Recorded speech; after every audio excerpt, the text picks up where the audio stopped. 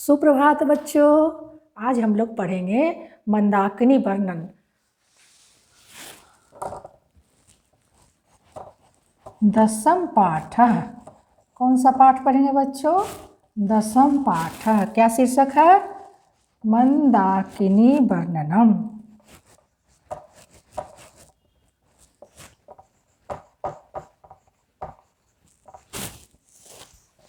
मंदाकिनी नदी के बारे में आप लोग कितना जानते हैं बच्चों? थोड़ा सोचिए, दिमाग पर जोर डालिए। मंदाकिनी नदी जो है, भूगोल में हम लोग पढ़े हैं, मंदाकिनी नदी गंगा नदी को कहा जाता है। गंगोत्री में गंगा नदी को थोड़ा जानते हैं हम लोग इस नदी के बारे में। गंगोत्री में गंगा नदी को भागीरथी कहा जाता है। भागीरथी। गंगोत्री में गंगा नदी को क्या कहते हैं? भागीरथी। गंगोत्री में गंगा नदी को क्या कहते हैं? भागीरथी। बद्रीनाथ में अलकनंदा। बद्रीनाथ में अलकनंदा और केदारनाथ में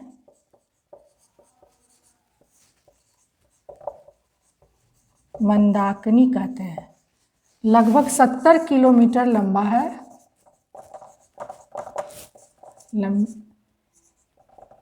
लंबाई है लगभग 70 किलोमीटर। मंदाकिनी में मंद शब्द आया है। मंद मतलब होता है धीमा। इसे शिथिल भी कह सकते हैं। शिथिल यानी जो शिथिलता से बहे। जो शिथिलता से बहे उसे हम मंदाकिनी नदी के नाम से जानते हैं। मंदाकिनी का अर्थ ये हो गया। भारत के उत्तराखंड में बहने वाली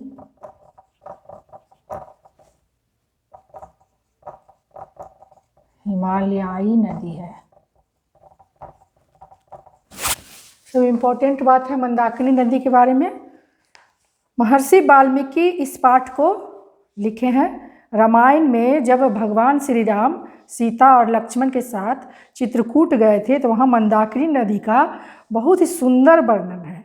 इस पुस्तक को देखिए और इसमें एक चित्र बना हुआ है। उसको देख के लगता है कि कितनी सुंदर छटा है। प्रकृति की बहुत ही सुंदर छटा है।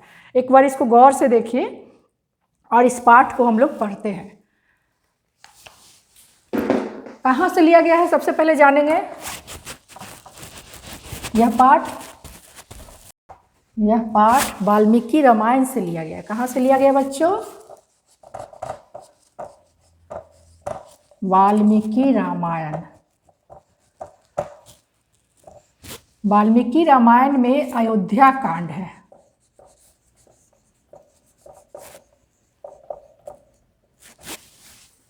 अयोध्या कांड है। 95 सर्ग है। 95 सर्ग में इसका वर्णन है। और इस मंदाकिनी नदी का वर्णन कालिदास भी किए हैं। कालिदास, इन्हें हम महाकवि कहते हैं। महाकवि कालिदास ने किया है मंदाकिनी वर्णन। किस पुस्तक में? रघुवंशम। रघुवंशम महाकाव्य है। इस महाकाव्य में मंदाकिनी नदी का वर्णन महाकवि कालिदास के द्वारा भी किया गया है। और ये जो हमें पढ़ना है वो महर्षि वाल्मीकि रामायण में किए हैं। कहाँ से लिया गया है? महर्षि वाल्मीकि के रामायण से। और ये अयोध्या कांड से लिया गया है। कौन सा सर्ग है? तो 95 सर्ग है। ये इम्पोर्टेंट बात हुआ इतना। अब हम आगे बढ़ते हैं। एक और किस छंद का प्रयोग हुआ है? अनुष्टुप छंदों का प्रयोग हुआ है। अनुष्टुप छंदों का प्रयोग हुआ है। प्रस्तुतः पाठः वाल्मीकि रामायणस्य अयोध्याकाण्डस्य 95तमात् सर्गात् संकलितः। प्रस्तुत पाठ, प्रस्तुता मीन्स प्रस्तुत, जो हम लोग को दिया गया है, जिसको हम लोग सामने रखे हुए हैं। प्रस्तुत पाठ जो है वाल्मीकि रामायण के, महर्षि वाल्मीकि द्वारा रचित रामायण के अयोध्या कांड के 95 सर्ग से लिया गया है, संकलित है, 95 सर्ग से लिया गया है। वनवास प्रसंगे, जब भगवान राम वनवास की ओर गए थे, रामः सीतया लक्ष्मणेन च सह चित्रकूटम प्राप्नोति, वनवास के प्रसंग में राम, सीता और लक्ष्मण के साथ चित्रकूट को पहुँचते हैं। प्राप्नोति का मतलब यहाँ हो जाएगा पहुँचना। अभी यहाँ पर लिख देते हैं, फिर हम मिटा देंगे। प्राप्नोति का मतलब हुआ यहाँ पर पहुँचते हैं।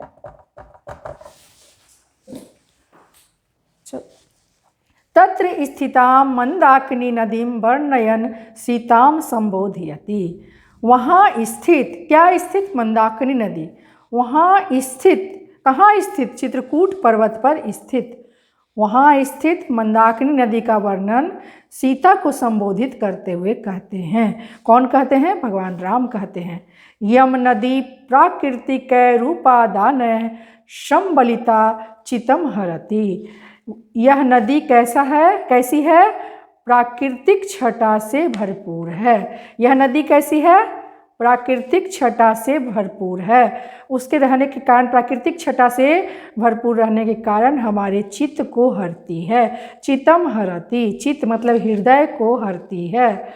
अस्याह वर्णनम कालिदासो रघुवंश महाकाव्ये अपि त्रयोदश सर्गे करोति, इसका वर्णन कालिदास ने अपने रघुवंश महाकाव्य के 13वें सर्ग में किया है।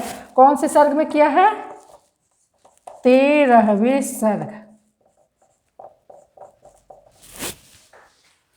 ये क्वेश्चन आपके लिए इम्पोर्टेंट है, आ सकता है, इसलिए कि रघुवंश महाकाव्य का नाम आ गया है यहाँ पर बच्चों। आ जाएगा रघुवंश महाकाव्य की रचयिता कौन है, या कालिदास की कौन सी रचना है जिसमें मंदाकिनी पर्वत का वर्णन किया गया है। तो कौन सी रचना है? तो रघुवंश महाकाव्य है। रघुवंश महाकाव्य के रचयिता कौन है? तो कालिदास है। किस सर्ग में है वर्णन? तो 13वां सर्ग में है। इतना आपको याद रखना पड़ेगा, एक नंबर के क्वेश्चन में आ सकता है। वाल्मीकि पाठ कहाँ से लिया गया है? तो वाल्मीकि रामायण से लिया गया है। किस कांड से लिया गया है रामायण के? तो अयोध्या कांड से लिया गया है। और कौन से सर्ग से लिया गया है? तो 95 सर्ग से लिया गया, यानी 95 सर्ग से। किस छंद का प्रयोग हुआ है? तो अनुष्टुप छंदों का प्रयोग हुआ है। इतना जो हम अभी नोट करवाए हैं इसको दिमाग में रखिएगा। आगे बढ़ते हैं हम लोग। इसका वर्णन कालिदास अपने रघुवंश महाकाव्य में भी 13वें सर्ग में करते हैं। अनुष्टुप छंदसी महर्षि वाल्मीकि मंदाकिनी वर्णने प्रकृते यथार्थम चित्रणम करोति, अनुष्टुप छंद में महर्षि वाल्मीकि मंदाकिनी नदी का प्रकृति के वर्णन करते हुए प्रकृति का यथार्थ चित्रण करते हैं, मतलब वास्तविक चित्रण करते हैं। प्रकृति उस समय कैसी लग रही है उसकी वास्तविकता को बताते हैं। कौन बताते हैं? महर्षि वाल्मीकि। किस छंद में वर्णन करते हैं? अनुष्टुप छंदों में। प्रकृति का कौन सा वर्णन करते हैं? यथार्थ वर्णन करते हैं। कहाँ का वर्णन कर रहे हैं? मंदाकिनी नदी का वर्णन कर रहे हैं। एकदम क्लियर है बच्चों? एक बार फिर से, प्रस्तुत पाठ वाल्मीकि रामायण के अयोध्या कांड के 95 सर्ग से संकलित है। वनवास के प्रसंग में राम, सीता और लक्ष्मण के साथ कहाँ जाते हैं? चित्रकूट को पहुँचते हैं। वहाँ स्थित मंदाकिनी नदी का वर्णन सीता को संबोधित करते हुए करते हैं। यह नदी प्राकृतिक उपादानों से भरी पूरी है, प्रकृति से एकदम भरी पूरी है, जिसके कारण हमारे चित्त को हर लेती है। इसका वर्णन कालिदास ने रघुवंश महाकाव्य में के 13वें सर्ग में भी किया है। अनुष्टुप छंद में महर्षि वाल्मीकि मंदाकिनी नदी के प्रकृति का वर्णन यथार्थ रूप से करते हैं, यथार्थ चित्रण करते हैं। अब इसको महर्षि वाल्मीकि ने श्लोक के माध्यम से, इस पद के माध्यम से इसकी सुंदरता को, नदी की सुंदरता को वर्णन किए हैं। किस प्रकार वर्णन किए हैं? वर्णन किए हैं भगवान राम के मुख से सीता को संबोधित करते हुए। भगवान राम मंदाकिनी नदी को दिखाते हैं कि देखो सीते, किस तरह ये नदी सुंदर है, उसकी प्राकृतिक छटा को दिखाते हैं। पशु पक्षियों का कोलाहल, कलकल, सुंदरता बहुत सारे चीज़ों को, फूल पुष्प, बहुत सारे चीज़ों को उन्होंने जो प्राकृतिक वातावरण में होता है उसको दिखाते हैं। तो आइए हम लोग श्लोक के माध्यम से पढ़ते हैं। पहले श्लोक की तरफ चलते हैं, इसको पहले हम लिखेंगे। विचित्र पुलिनाम रम्याम हंस सारस सेविताम कुसुमय रूप संपन्नाम पश्य मंदाकिनीम नदीम। सबसे पहले यहाँ संबोधन आएगा, क्योंकि भगवान राम सीता से कह रहे हैं कि हे सीता, पश्य, देखो, मंदाकिनी नदी को देखो। किसको देखो? मंदाकिनी नदी को देखो। विचित्र पुलिनाम, विचित्र तटों वाली। इसका मतलब क्या होगा बच्चों? विचित्र तटों वाली। इतना सुंदर है कि उसे विचित्र तटों वाली कह रहे हैं।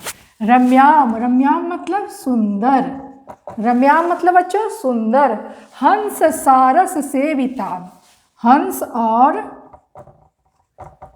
सारस पक्षी होते हैं, सारस से सेवित, सेवित मतलब वहाँ हंस और सारस जो है उस नदी पर रहते हैं, सेवा लेते हैं। कुसुमय रूप संपन्ना नाम, कुसुम में तो सब लोग जानते हैं फूल होता है। कुसुमय रूप संपन्ना नाम, फूलों से भरपूर। पश्चिमिस देखो, किसको देखो? मंदाकिनी नदी को देखो। क्या हुआ इसका अर्थ? हे सीता, हे सीते, फूलों से भरपूर।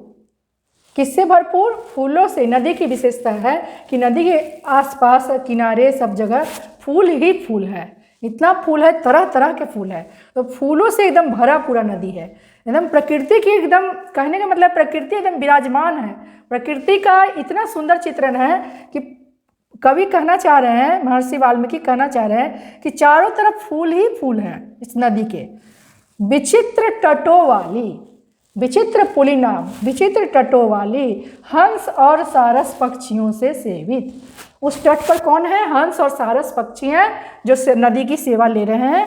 तो हंस और सारस पक्षियों से सेवित सुंदर मंदाकिनी नदी को देखो। हे सीता, फूलों से भरपूर, विचित्र तटों वाली, हंस और सारस पक्षियों से सेवित सुंदर मंदाकिनी नदी को देखो।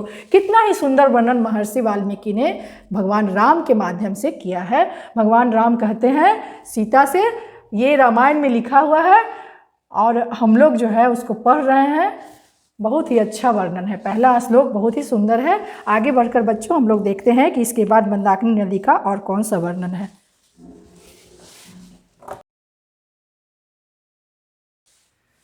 दूसरा श्लोक है बच्चों, नाना विधयस तीर रूहैर्वृताम पुष्प फलद्रुमः राजन्तीम राजराजस्य नलिनीम इव सर्वतः। बहुत ही सुंदर श्लोक है बच्चों। नाना, नाना मतलब क्या होता है? अनेक प्रकार के। विधय, नाना विधय मतलब अनेक प्रकार के। तीरे, तटवर्ती वृक्षों से घिरी हुई। आविर्ताम, आविर्ताम, आविर्ताम मतलब आविर्त है ना, अनेक प्रकार के तटवर्ती वृक्षों। तटवर्ती वृक्ष का मतलब क्या होता है? तट के किनारे किनारे वृक्ष रहना। तो तटवर्ती वृक्षों से घिरी हुई, इतना अधिक पेड़ है कि उससे घिरी हुई है।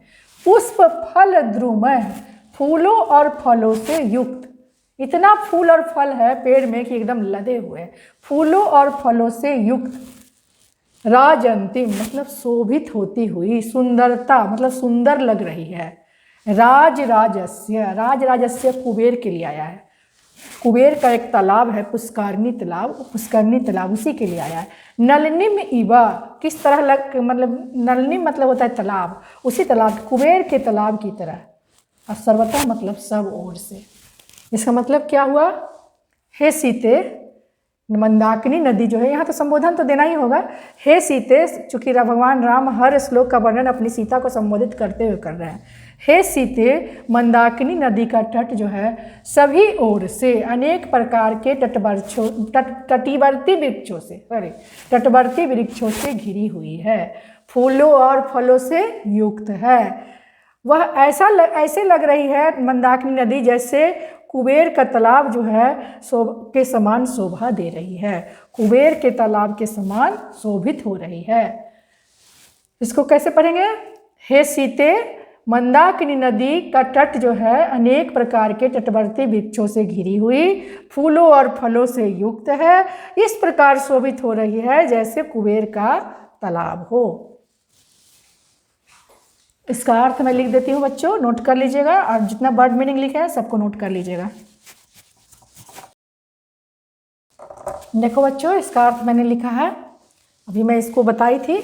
हे सीते, इसे नोट करना, हे सीते देखो, फूल और फलों से युक्त डालियों वाले नाना प्रकार के तटवर्ती वृक्षों से सब ओर से घिरी हुई मंदाकिनी नदी कुबेर की पुष्करणी, तालाब या पोखर भी कह सकते हैं, के समान शोभा पाती है।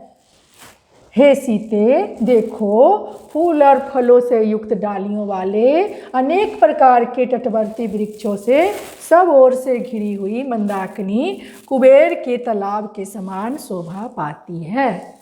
क्लियर बच्चों? अब हम लोग अगले श्लोक की तरफ बढ़ेंगे।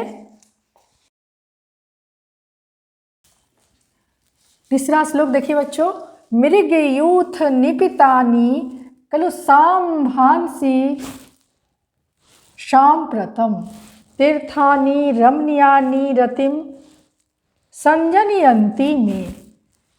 मृग मतलब आप लोग हिरन जानते हैं, लेकिन यहाँ पशु होगा। पशुओं, मृग यूथ निपितानि, यूथ मतलब समूह, पशुओं का एक समूह होता है जिसमें बहुत सारे पशु एक साथ आते हैं। निपितानि में हो गया पिए गए। अम्भांसी, कलुषम, कलुषम जो अम्भांसी, कलुष मतलब होता है दूषित करना, गंदा करना। अम्भांसी मतलब हो गया जल। शाम्प्रतम मतलब इस समय। तो राम भगवान सीता से कहते हैं कि हे सीते, यद्यपि इस समय मतलब इस समय पशुओं का समूह के कारण पिए गए जल को दूषित कर रहा है। पशुओं का समूह जो जल को पी रहा है, पी करके दूषित कर रहा है, दूषित हो गया है। फिर भी तीर्थानि रमणीयानि, तीर्थानि मतलब ये घाट। घाट कैसा है? तीर्थस्थल टाइप का है। इस घाट को तीर्थस्थल कहते हैं। तो उसका घाट जो है यानी उसका किनारा जो है कैसा लग रहा है? रमणीयानि लग रहा है, यानी मन को मोहित कर रहा है, मन को मोहित करने वाला। तो ये तीर्थानि शब्द और रमणीयानि शब्द, तीर्थानि के लिए ये रमणीयानि आया है, मतलब घाट कैसा है? तो मन को मोहित करने वाला है। फिर भी जल को दूषित कर गया है, फिर भी मन को मोहित करने वाला यह घाट जो है रतिम यानी मन को, और संजनयंती मतलब आनंद दे रहा है, आह्लादित कर रहा है, प्रसन्नता दे रहा है। कितना सुंदर वर्णन है। कहाँ का वर्णन है? गंगा घाट का वर्णन है, मंदाकिनी नदी के किनारा जो है उसका वर्णन है। इसको फिर से पढ़ते हैं। हे सीते, पशुओं के समूह के द्वारा पिए गए जल इस समय दूषित हो गए, फिर भी ये घाट जो है सुंदर, मन को मोहित करने वाले घाट जो है देख करके मन को आनंदित कर रहे हैं, मन को प्रसन्नता दे रहे हैं। कोई दिक्कत बच्चों?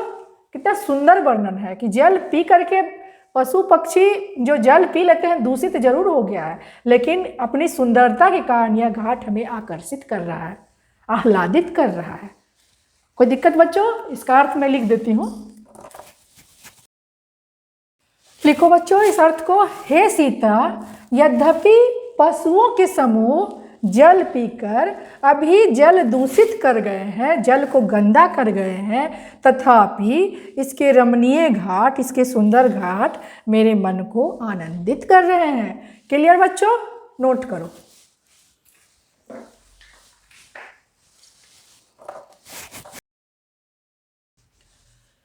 अगले श्लोक की तरफ बढ़ते हैं बच्चों। चौथा श्लोक है, जटा जिनधराः काले बल कलोत्तर वाससः ऋष्यस्त्व बगाहन्ते नदीम मंदाकिनी प्रिय। यहाँ प्रिय शब्द आया है जो सीता के लिए है। हे प्रिय, यह मंदाकिनी नदी जो है, यहाँ जो ऋषि रहते हैं जटा और मृग चर्म धारण करने वाले हैं। जटा जिनधरा, जटा और मृग चर्म को धारण करने वाले हैं। काले उपयुक्त समय में, बलकलोत्तर वाससः वृक्ष की छाल को, बलकल मीन्स होता है वृक्ष की छाल को उत्तर, बलकल उत्तर, उत्तर मतलब वस्त्र के रूप में, वस्त्र धारण करने वाले, वृक्ष की छाल को वस्त्र के रूप में धारण करने वाले कौन? ऋषि मुनि इसी नदी में, इसी मंदाकिनी नदी में क्या करते हैं? उपयुक्त समय में, मतलब काले, उनका जो स्नान करने का समय होता है उस समय में स्नान करते हैं। ऋषियस्त्व बगाहन्ते, इसे तोड़ेंगे हम, ऋषिय मतलब ऋषि मुनि, तू मीन्स तो, बगाहन्ते यानी यहाँ आ हो जाएगा, अबगाहन्ते यानी स्नान करते हैं। कब स्नान करते हैं? काले यानी समय पर, समय में, उपयुक्त समय पर स्नान करते हैं। कौन स्नान करते हैं? जटा और मृग चर्म धारण करने वाले ऋषि मुनि, जो वृक्ष की छाल को वस्त्र के रूप में धारण करने वाले हैं, वैसे ऋषि मुनि उपयुक्त समय पर इस मंदाकिनी नदी में स्नान करते हैं। इस श्लोक से भगवान राम क्या बताना चाह रहे हैं, या फिर महर्षि वाल्मीकि भगवान राम के माध्यम से क्या बताना चाह रहे हैं? कि वृक्ष में जो है बहुत ही निधि छुपी हुई है, उस वृक्ष से मनुष्य तन को ढक लेता है, वृक्ष की छाल से मनुष्य जो है अपने तन को ढक लेता है। और जटा और मृग चर्म, पशुओं का जो ये छाल होता है उसको भी लोग धारण कर लेता है। जटा बड़े हैं, बड़े बड़े जटाओं वाले हैं, मृग चर्म धारण, ऋषि मुनि कैसे हैं? ये विशेषता है उनकी, कैसे हैं? बड़ी बड़ी जटाओं वाले हैं, मृग चर्म को धारण करने वाले हैं, वृक्ष की छाल को वस्त्र के रूप में धारण करने वाले हैं। ऐसे ऋषि मुनि तो इस मंदाकिनी नदी में उपयुक्त समय में स्नान करते हैं। कोई दिक्कत बच्चों? इसका अर्थ लिख देती हूँ।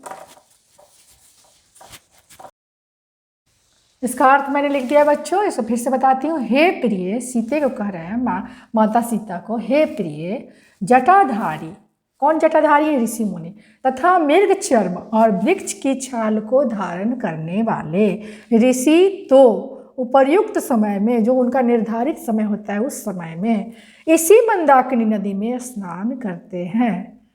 कहने का मतलब भगवान राम का है, इसके पहले क्या था कि पशुओं के द्वारा, एक समूह के द्वारा जल दूषित हो गया है, फिर भी मन को आह्लादित करता है। तो उस जल को दूषित होने के बावजूद ऋषि मुनि जो है, जो जटाधारी हैं, मृग चर्म और वृक्ष की छाल को धारण करने वाले हैं, वह भी उपयुक्त समय में इसी मंदाकिनी नदी में स्नान करते हैं। नदी का वर्णन है कि मंदाकिनी नदी इतना पवित्र है कि यहाँ ऋषि मुनि आकर स्नान करते हैं। अगले श्लोक की तरफ बढ़ते हैं बच्चों। 5वां श्लोक है बच्चों, आदित्यम उपतिष्ठन्ते नियमा दुर्ध्व बाहवः एते परे विशालाक्षी मुनयः संसितव्रताः। आदित्यम उपतिष्ठन्ते नियमा ऊर्ध्व बाहवः एते परे विशालाक्षी मुनयः संसितव्रताः। यहाँ पर एक शब्द आया बच्चों, विशालाक्षी, मतलब विशाल, बड़े बड़े नयनों वाली, माता सीता के लिए आया है। हे विशालाक्षी, हे बड़े बड़े नयनों वाली, मुनयः, ये जो ऋषि मुनि हैं, जो परे मतलब दूसरे ऋषि मुनि जो हैं, बहुत सारे मुनि को दिखा रही, कोई स्नान कर रहे हैं, कोई मुनि जो है आराधना कर रहे हैं, तो कुछ दूसरे मुनियों को दिखा रहे हैं, और भी मुनि हैं। दूसरे मुनि जो हैं वो संसित व्रता, मतलब कठोर व्रत को पालन करना, कठोर व्रत को पालन करने वाले। हे विशाल नयनों वाली दूसरे मुनि जो हैं कठोर व्रत को पालन करने वाले हैं। आदित्यम उपतिष्ठन्ते, मतलब आदित्य भगवान सूर्य को कहते हैं। किसको कहते हैं बच्चों? भगवान सूर्य को। सूर्य की आराधना कर रहे हैं। कैसे कर रहे हैं आराधना? नियमात ऊर्ध्व बाहवः, इसको तोड़ेंगे, नियमात जोड़ ऊर्ध्व बाहवः, मतलब नैतिक नियम से, जो प्रतिदिन नियम लगाते हैं, प्रतिदिन के नियम से भुजाओं को ऊपर की ओर उठाते हैं, उठा करके ऐसे जो किया जाता है उससे वो ये कर रहे हैं। क्या कर रहे हैं? सूर्य को नमस्कार कर रहे हैं। जो सूर्य को नमस्कार करने वाला हम लोग योगा कहते हैं, वही है। तो हे विशाल नैनों वाली, हे विशालाक्षी सीते, ये जो दूसरे मुनि लोग दिखाई दे रहे हैं वो कठोर नियमों को पालन करके, कठोर व्रत को पालन करने वाले हैं और नैतिक नियम से भुजाओं को उठाकर सूर्य की आराधना करते हैं। कोई दिक्कत बच्चों? इस पद में विशालाक्षी शब्द आया है, किसके लिए आया है? माता सीता के लिए आया है। ये माता सीता की विशेषता है कि उनकी नयन बड़े बड़े हैं, उनकी सुंदरता का भी वर्णन यहाँ पर किया गया है प्रकृति के वर्णन के साथ साथ। किसकी पूजा हो रही है, किसकी आराधना हो रही है? भगवान सूर्य की, यानी सूर्य भी बहुत सुंदर, सूर्य का उदय हो गया है, इसीलिए वहाँ पर जो है मुनि लोग प्रणाम कर रहे हैं, मुनि लोग आराधना कर रहे हैं। तो प्रकृति का तो कितना ही सुंदर चित्रण होगा जब सूर्य सुबह का दिखाई देगा। कठोर व्रत का पालन हो रहा है, ऋषि मुनि आराधना कर रहे हैं नदी के तट पर, तो बहुत ही सुंदर चित्रण है बच्चों। इसको नोट कीजिए, जो भी वर्ड मीनिंग लिखा हुआ है, इसके बाद मैं इसका अर्थ लिख देती हूँ। मैंने अर्थ नोट कर दिया बच्चों, इसको लिखो। मैं एक बार बताती हूँ। हे विशालाक्षी, हे विशाल लोचने सीता, ये सभी कठोर व्रत का पालन करने वाले दूसरे मुनि नैतिक नियम के कारण भुजाओं को ऊपर उठाकर वह सूर्य की आराधना कर रहे हैं। ये दूसरे मुनि जो हैं सभी कठोर व्रत का पालन करते हुए, इनका नैतिक नियम है, नित्य दिन का नियम है, उसके कारण ये भुजाओं को उठाकर सूर्य नमस्कार कर रहे हैं, सूर्य भगवान भास्कर की आराधना कर रहे हैं, उपासना कर रहे हैं। क्लियर बच्चों? अगले श्लोक की तरफ बढ़ते हैं। हे सीते, भगवान राम जो है सीता को कह रहे हैं श्लोक के माध्यम से, मारुतोद्धुत शिखरः प्रणित इव पर्वतः पादपः पुष्पपत्राणि सृजद्भिर्भीतो नदीम्। एक बार फिर से बच्चों उच्चारण। मारुतोद्धुत शिखरः प्रणित इव पर्वतः पादपः पुष्पपत्राणि सृजद्भिर्भीतो नदीम्। यहाँ देखिए नदी आया है। हे सीते, यह नदी जो है कैसी है? मारुत उत धुत शिखर है। इसको तोड़ेंगे, मारुत प्लस उत धुत शिखर है। मारुत हवा के लिए कहा गया। किसको कहा गया? हवा को। उड़ते हुए, हवा द्वारा उड़ते हुए शिखर, चोटियों से। यह पर्वत कैसा लग रहा है? इव पर्वतः, पर्वत कैसा लग रहा है? उड़ते हुए, हवा द्वारा उड़ते हुए चोटियों से। पादपः मीन्स वृक्षों से, पुष्प पत्राणी फूलों और पत्तों से, सृजद भी मतलब बिखरने वाले, बिखरे हुए, दोनों, अभी तो मीन्स दोनों ओर। हे सीते, यह नदी जो है दोनों ओर से, वृक्षों से फूल, वृक्ष के फूल और पत्तों से, बिखरने वाले, बिखरे हुए पत्तों से, फूलों से यह पर्वत जो है वृक्षों से, फूलों से, बिखरे हुए पत्तों से कैसा लग रहा है? उड़ते हुए हवा द्वारा, चोटियों से, मतलब चोटी ऐसा लग रहा है कि हवा में उड़ रहा है, मानो नृत्य कर रहा है। प्रणीता मानो वो नृत्य करता हुआ प्रतीत हो रहा है। यह नदी कैसा लग रहा है? यह नदी दोनों ओर से, नदी के दोनों ओर बिखरने वाले, बिखरे हुए पेड़, फूल और पत्ते, बिखरे हुए फूल, पेड़ और पत्ते, और पर्वत तो ऐसा लग रहा है, शोभित हो रहा है, पत्तों से यह शोभित हो रहा है, शोभित हो, दोनों ओर से, अभी तो मीन्स दोनों ओर से सुंदर लग रहा है, दोनों ओर से शोभित हो रहा है। और पर्वत तो ऐसा लग रहा है मानो हवा द्वारा उड़ते हुए चोटियों के से मानो नृत्य कर रहा। ये वह पर्वता प्रणृत्य, मानो नृत्य कर रहा हो। कोई दिक्कत बच्चों? सबका मीनिंग है यहाँ पर। सृजद भी मीन्स बिखरने वाले, अभी तो मीन्स दोनों ओर, पुष्प पत्राणी बहुत सारे फूल और पत्ते, पादपः मतलब वृक्षों से, और मारुत मीन्स उड़ते हुए हवा, धुत शिखर है मतलब चोटियों से, इव मतलब समान, पर्वता मीन्स पर्वत, और प्रणृत मतलब नृत्य करते हुए। सबका मीनिंग जानना जरूरी है। इसका अर्थ मैं लिख देती हूँ। देखो बच्चों, इसका अर्थ है, इसे सुंदर तरीके से लिखा गया है। हे सीते, नदी के दोनों ओर, कहाँ? नदी के दोनों ओर। पौधे कैसे हैं? फूल पत्ते बिखेरने वाले।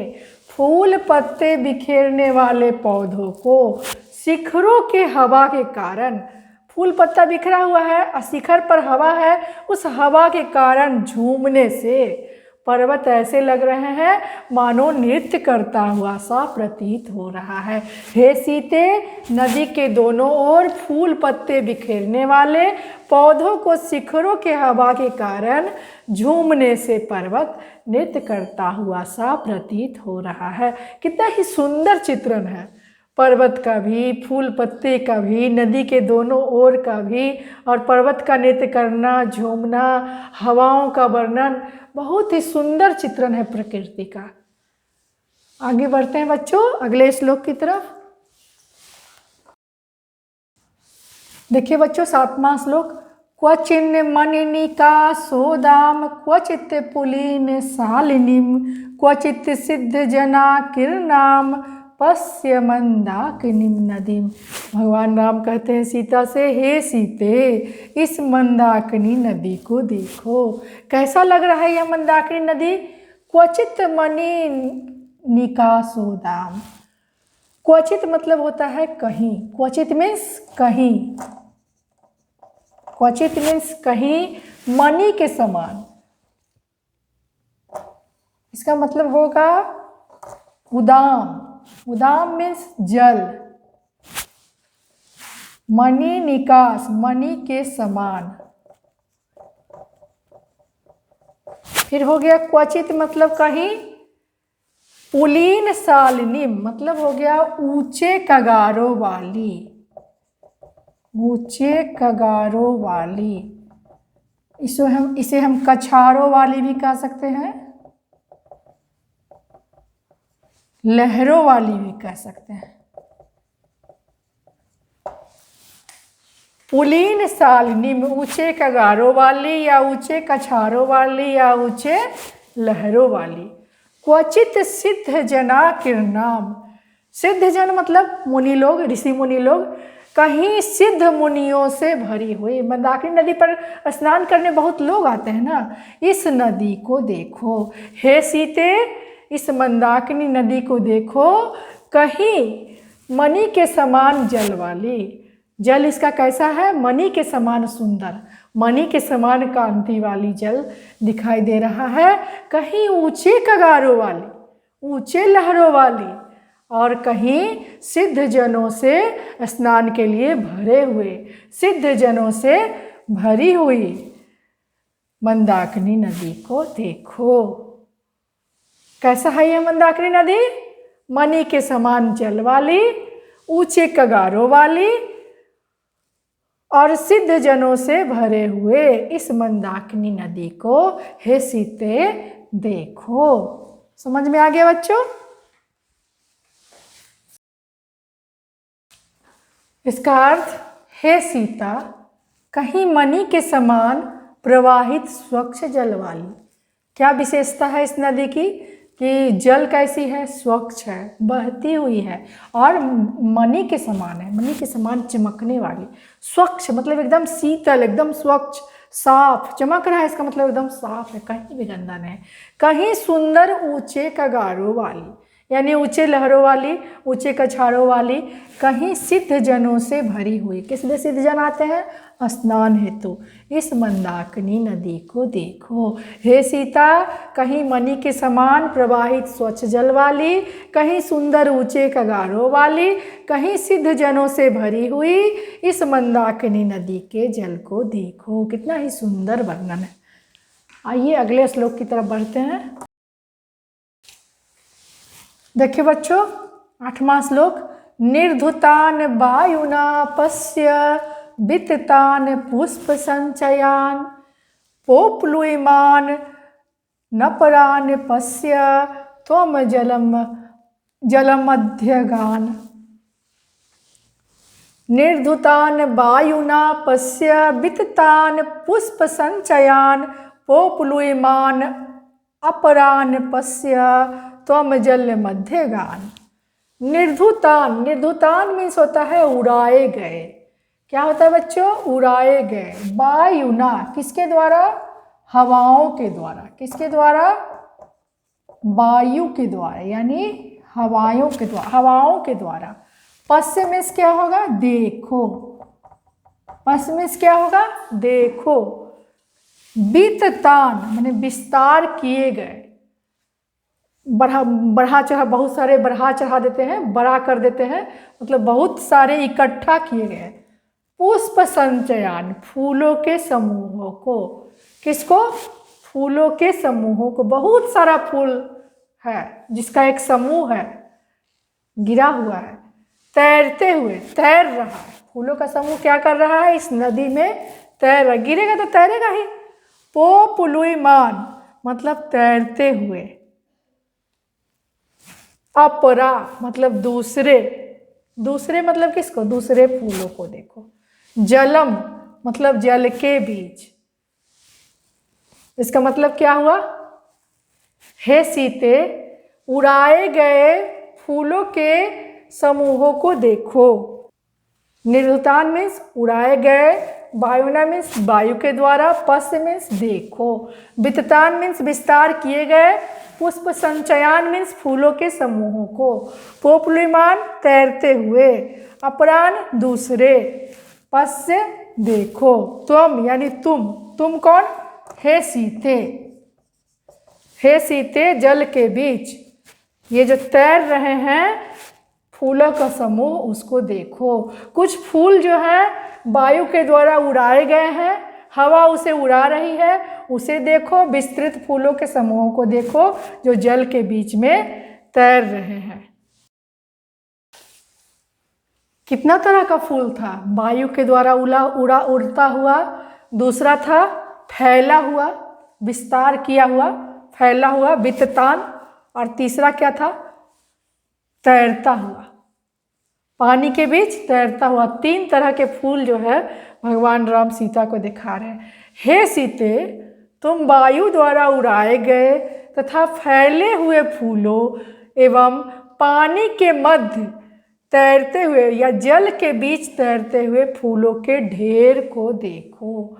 मतलब फूल इतना है कि कुछ फैला हुआ है, कुछ उड़ रहा है, और कुछ फूल जो है एक ढेर के समान, मतलब बहुत सारे फूल तैर रहे हैं, एक समूह है, उसका ढेर है।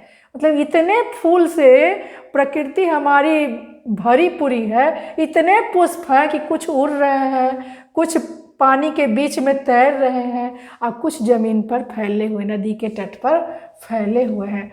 मतलब प्रकृति एकदम संपन्न है। किससे संपन्न है? पुष्प से संपन्न है। पत्ता से तो है ही, वृक्ष और फल से तो संपन्न है ही, फूलों से भी संपन्न है। यहाँ फूलों की सुंदरता, संपन्नता दिखाई गई कि पृथ्वी संपन्न है। अगले श्लोक की तरफ बढ़ते बच्चों। तांस चाति बलगु बचसो रथांक है बैना द्विजा अधिरोहंती कल्याणी निष्कूजंत शुभा गिरा। तांस चाति बलगु बचसो, इसका मतलब होता है मीठी बोली बोलने वाली।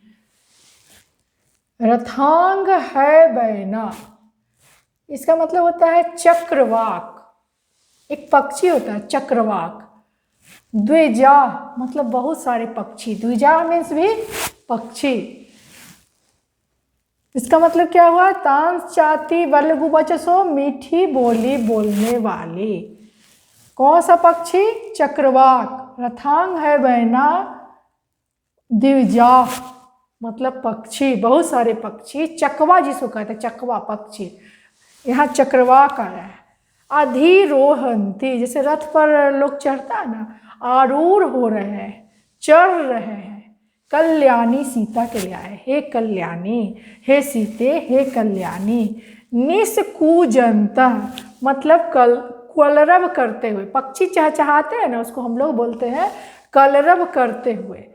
पक्षी का आवाज़ सुबह सुबह सुनाई देता है ना, चिड़िया का सुंदर बानी में, तो उसी को कहते हैं कलरव करते हुए। शुभा गिरा, गिरा में तो हम लोग पर्वत जानते हैं, लेकिन यहाँ पर सुंदर बानी में, यहाँ पर क्या प्रयोग होगा? सुंदर बानी में। कौन सुंदर बानी में कलरव कर रहा है? चक्रवाक पक्षियों का समूह। हे कल्याणी देखो। चक्रवाक के लिए क्या विशेषता आई है? मीठी बोली बोलने वाली। मीठी बोली बोलने वाली चक्रवाक पक्षियों का समूह जो है क्या कर रहा है? सुंदर बानी में कलरव कर रहा है, मानो नदी के दोनों तटों पर आरूढ़ हो रहा है। मानो नदी के दोनों तटों पर आरूढ़, ऐसा लग रहा है कि दोनों तटों पर चढ़ रहा है, आरूढ़ हो रहा है। क्लियर हुआ बच्चों? एक बार फिर से, ये मीठी बोली वाली बानी बोलने वाली चक्रवाक पक्षी को देखो। हे कल्याणी, मीठी बोली बोलने वाली इस चक्रवाक पक्षी को देखो, जो सुंदर बानी में कलरव करते हुए ऐसा लग रहा है मानो दोनों तटों पर आरूढ़ हो रहे हैं चक्रवाक पक्षी, मीठी बोली बोलने वाले। क्लियर हो गया बच्चों? इसका अर्थ लिख देते हैं तो और क्लियर हो जाएगा। देखो बच्चों, इसका अर्थ लिखो। हे कल्याणी देखो तो सही। भगवान राम सीता से कह रहे हैं, हे कल्याणी देखो तो सही, ये मीठे वचन बोलने वाले चक्रवाक पक्षी सुंदर बानी में कलरव करते हुए किस तरह नदी के दोनों तटों पर, किनारों पर आरूढ़ हो रहे हैं। यहाँ पक्षी किस में आया है? बहुवचन में आया है। चक्रवाक पक्षियों का समूह है, सिर्फ एक नहीं है। हे कल्याणी देखो तो सही, ये मीठी वचन बोलने वाले चक्रवाक पक्षी सुंदर बानी में कलरव करते हुए किस तरह नदी के दोनों तटों पर आरूढ़ हो रहे हैं। इतना सुंदर वर्णन है। किस चीज़ का वर्णन है? चक्रवाक पक्षी का। उसके वचन कैसे हैं? मीठे हैं। वाणी कैसी है? सुंदर है। कलरव कर रहे हैं मतलब बोल रहे हैं।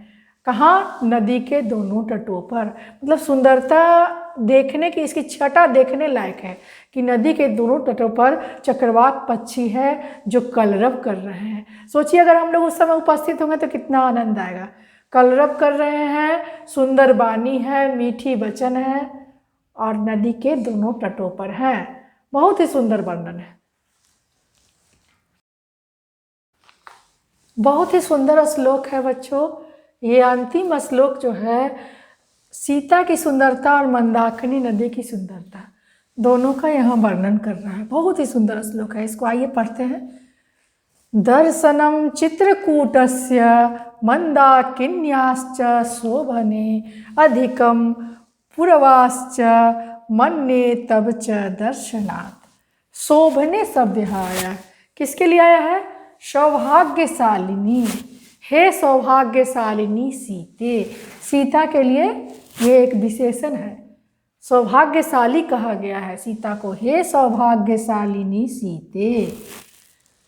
चित्रकूट का दर्शन और मंदाकिनी नदी जो है, चित्रकूट पर्वत पर जो मंदाकिनी नदी है, इसका दर्शन और अयोध्या वासियों के लिए तुम्हारा दर्शन, दोनों में से चित्रकूट का दर्शन अधिक सुंदर प्रतीत होता है। कहने का मतलब जिस तरह से अयोध्यावासी तुमको देखकर खुश हो जाते हैं, तुम्हारे दर्शन से धन्य हो जाते हैं, उसी प्रकार चित्रकूट का दर्शन, चित्रकूट पर्वत पर जो मंदाकिनी नदी है उसका दर्शन जो है उससे भी सुंदर प्रतीत हो रहा है। कहने का मतलब है मंदाकिनी नदी को यहाँ पर सर्वोच्चता दे रहे हैं भगवान श्री राम। दिक्कत कुछ नहीं है यहाँ पर। तब मतलब तुम्हारे किसके लिए आया है? सीता के लिए आया है। दर्शनात् मीन्स दर्शन से, यहाँ पंचमी विभक्ति है, पंचमी एक वचन, अधिकम मतलब बहुत अधिक हो गया। शोभने सब सीता के लिए आया है। मंदाकिनी नदी है चित्रकूटस्य, चित्रकूट पर्वत का ये षष्ठी एक वचन। दर्शनम मीन्स दर्शन। लिखो बच्चों इसको, इसका सटीक अर्थ है हे सौभाग्यशालिनी सीते, यहाँ यानी चित्रकूट पर्वत और मंदाकिनी नदी का जो दर्शन होता है वह तुम्हारे दर्शन से अयोध्या निवास की अपेक्षा भी अधिक सुखद जान पड़ता है।